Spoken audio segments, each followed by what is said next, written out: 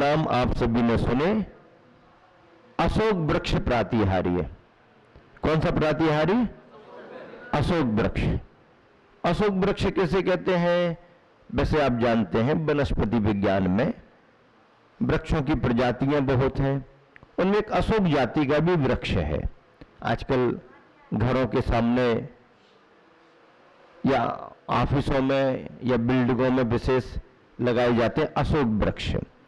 वनस्पति का जो अशोक वृक्ष एक तो वो है, उसकी रचना जिस तरीके से होती है वो रचना, लेकिन दूसरा अशोक वृक्ष उसे भी कहा गया।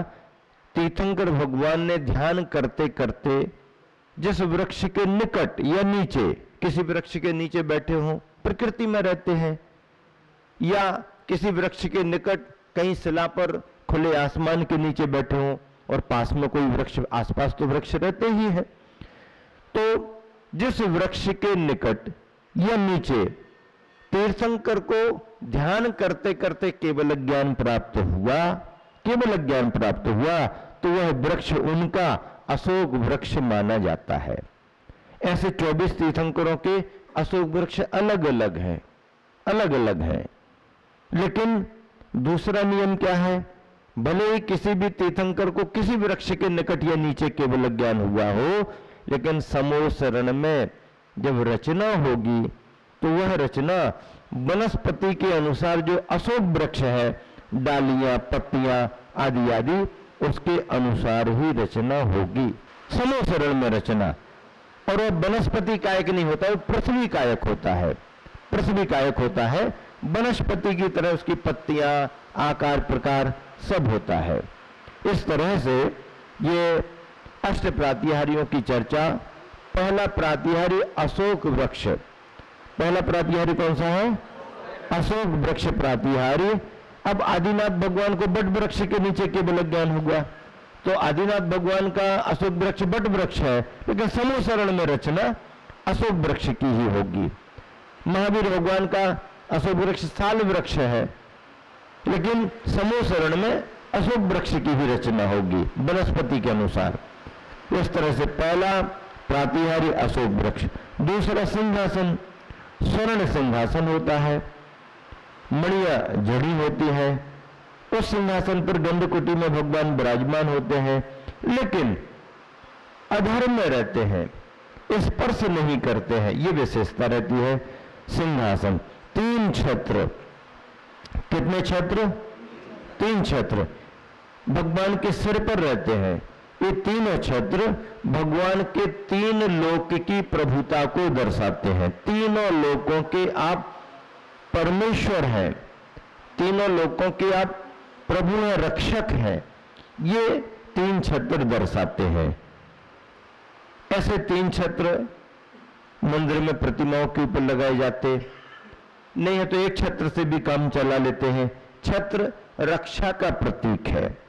धूप से बचना हो छतरी लगा लो, बारिश पानी से बचना है छतरी लगा लो। राजा महाराजा चलते हैं, उनके पुण्य के नियोग स्वरूप छतरी लगा के चलते हैं। ये सब व्यवस्थाएं थी। तीर्थंकर अनंत भगवंतों को छत्र की क्या जरूरत है? केवल ज्ञानियों को उनको जरूरत नहीं है। उनको किसी रक्षा की जरूरत नहीं, किसी वैभव को दर्शाने की जरूरत नहीं, लेकिन अष्ट प्रातिहारी जो पुण्य नियोग से है उनमें छत्र भी है। और वो छत्र जब केवल ज्ञानी अनंत प्रभु के सिर पर लगते हैं तो समस्त संसार में यह सिद्ध होता है कि ये प्रभु तीनों लोकों के अधिपति हैं, तीनों लोकों के स्वामी हैं। छत्र लगाने की भी व्यवस्था होती है। पहले सबसे नीचे बड़ा, फिर छोटा, फिर छोटा, ऐसे लगा दो। आपके यहां भी लगना है। अभी प्रतिष्ठित प्रतिमाएं खड़गासन में खड़ी हुई हैं। शांति कुंतु अरहनाथ छत्र, उसकी संयोजना चल रही है।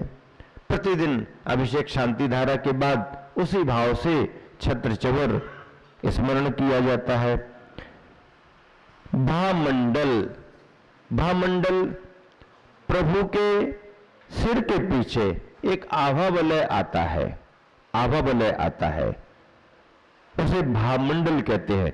भा और आओ लगाओ तो आभा मंडल, आभा वलय, आभा मंडल, आ नहीं लगाओ तो भामंडल, अर्थ एक ही है। ऐसे भामंडल में, आभा मंडल में हमारे तुम्हारे भाव दिखने लगते हैं और व्यक्ति अपने भावों को देख करके संतुष्ट होता है, सावधान भी होता है। अच्छा किया है, अच्छा होना है, संतुष्ट होगा। अच्छा नहीं कर पाया है, अच्छा होना नहीं दिख रहा, सावधान होगा, धर्म के कार्यों से लगता है। भविष्य क्या होगा ये अपने लिए मन में जिज्ञासा होती है। ऐसा परिणमन हमारा ऐसा हो सकता है, होगा, ऐसी उसकी भावनाएं बनने लगती हैं। दिव्य ध्वनि, भगवान की दिव्य ध्वनि कीर्ति है प्रतिदिन, दिन में 3 बार और एक रात्रि में। भगवान का समोसरण जहां लगा रहता है उतने क्षेत्र में दिन रात का भेद नहीं होता है।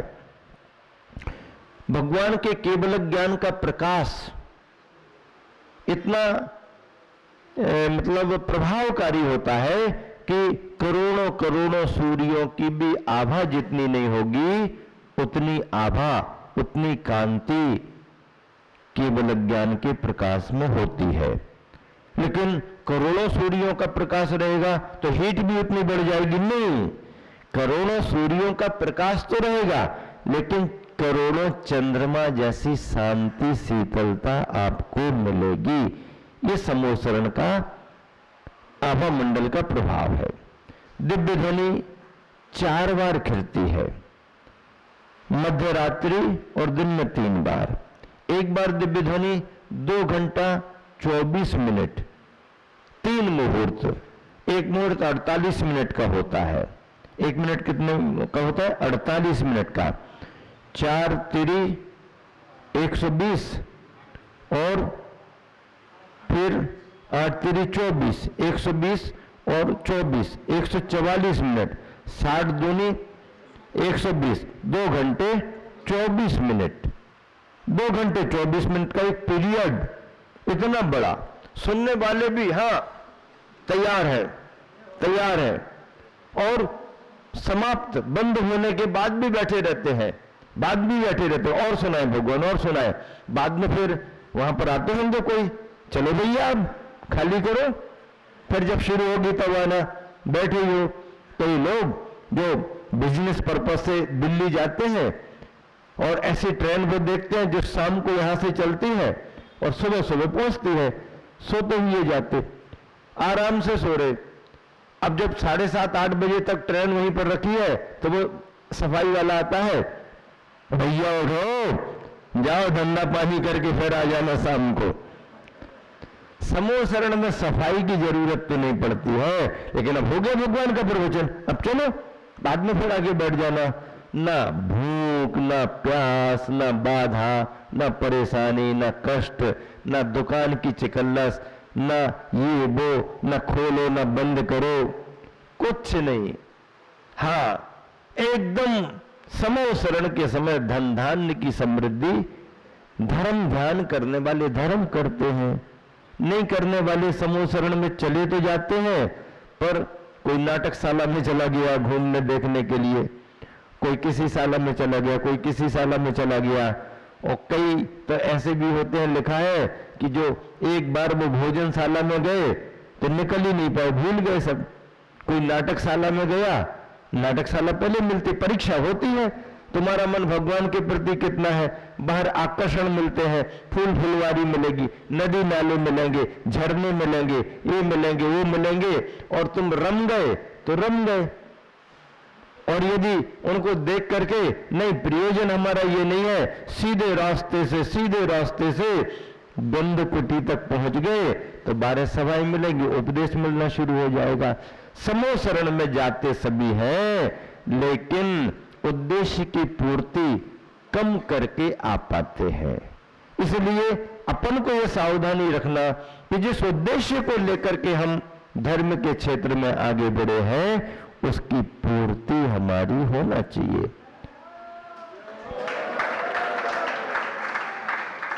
गृहस्थ के राग रंग का त्याग नहीं है, राग रंग का त्याग नहीं है गृहस्थ का, उसकी अपनी अपेक्षा होती है, तो उसे सीमित मात्रा में जब फ्री समय है तब, लेकिन मुख्य समय पर प्रयोजनीकारी को करना श्रावक की बुद्धिमानी मानी जाती है। इस तरह से दिव्य ध्वनि पुष्प वृष्टि, पुष्प गिरते हैं समोसरण में, फूलों की वर्षा होती रहती है, लेकिन वो फूल इस सड़ने गलने वाले फूल नहीं रहते हैं, खराब होने वाले फूल नहीं रहते हैं, कल्प वृक्षों के फूल होते हैं। आपके यहाँ के फूल जरा में सड़ते हैं, गलते हैं, खराब हो जाते हैं और जीव राशि उनमें भरी रहती है।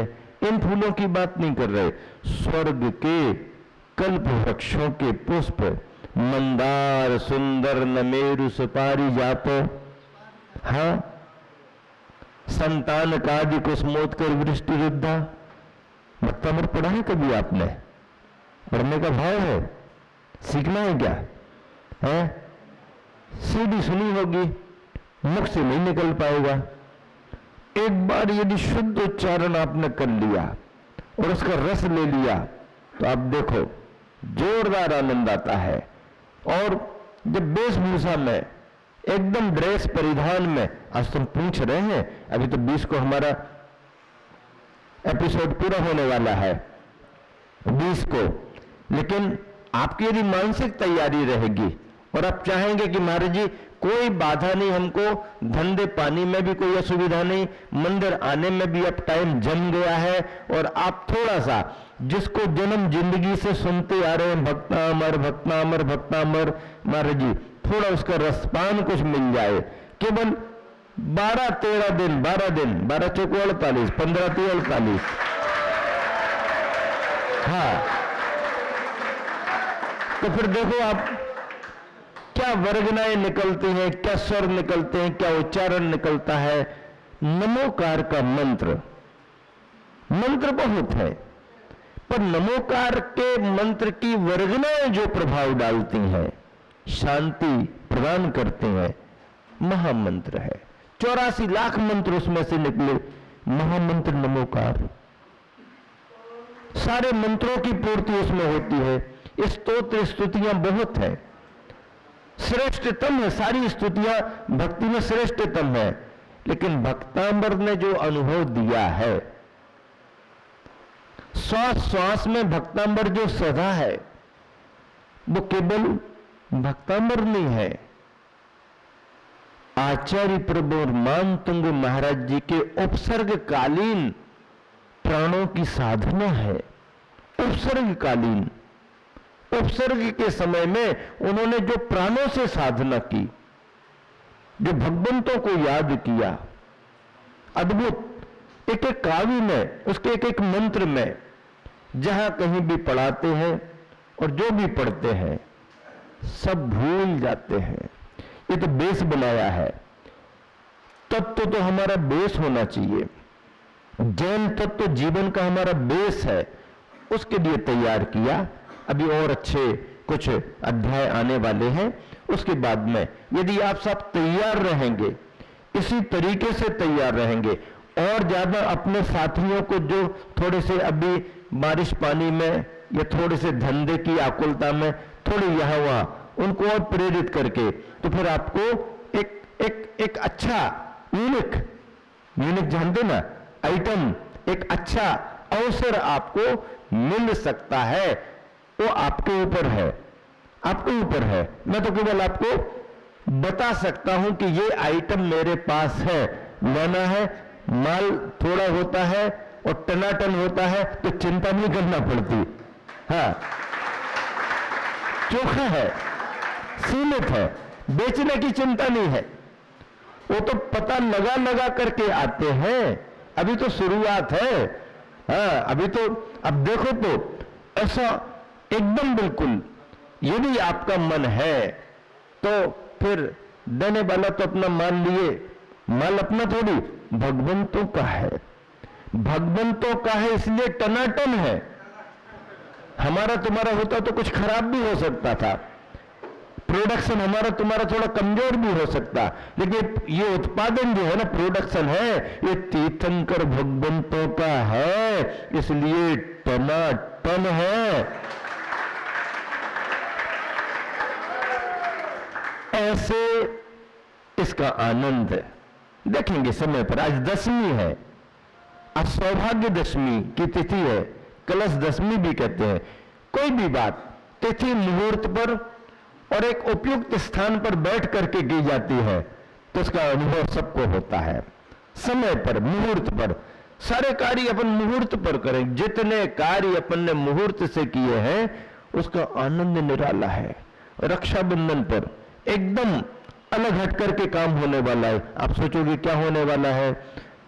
एकदम बिल्कुल बहुत अलग तरह की राखियां विशेष बनकर के आएंगी और एक गरिमा के साथ, प्रभावना के साथ आएंगी। उनके नाम रखे जाएंगे। एक राखी का, रक्षाबंधन सूत्र का, राखी का तीर्थ रक्षा सूत्र, एक राखी का नाम धर्म रक्षा सूत्र, एक राखी का नाम गुरु रक्षा सूत्र होगा। 3 नाम की विशेष स्पेशल राखियां तैयार होंगी। कौन तैयार करेगा? अभी बड़ी सभा में घोषित होने वाला है। अभी वहां पर घोषणा करेंगे, आपको पता लगाना पड़ेगा। आधी बात आपको बताएंगे, आधी बात उनको बताएंगे, घर पर दोनों मिलाकर के बराबर कर लेंगे। से आई, यदि पहले से कल्पना करते तो उसकी संयोजना होती, लेकिन विलंब से सही यदि योग रहा वो भी आपको मिलेगा। इस तरह से जैसा मुकुट सप्तमी का पर्व आपके लिए अविस्मरणीय यादगार हो गया, हम और आप सब जन मिलकर के रक्षाबंधन को भी अविस्मरणीय और यादगार बनाएंगे। अविस्मरणीय और यादगार बनाएंगे। कल्पना दौड़ में लगी है, दशमी से ही बात रखनी थी और सही समय पर, सही जगह पर और वास्तु के हिसाब से पूरा ध्यान रख करके बात आज प्रारंभ हो गई है। चलिएगा, इसमें अब और क्या बचा है? 64 चमर और देव दुंदुभी। तीर्थंकर अरहंत भगवान के आजू बाजू में 32 इस तरफ, 32 इस तरफ 64 चमर होते हैं। देवगण ढोरते हैं, 64 रिद्धियों के प्रतीक माने गए हैं। और देव दुंदुभी समोसरण में देवतागण वाद्य यंत्रों की अनुगूंज करते रहते हैं, बजते रहते हैं। इस तरह से देव दुंदुभी ये 8 प्रातिहार्य आप सबके बीच में रखे गए। इसके बाद में जो विषय है वो आगे रखा जाएगा। महावीर भगवान की जय।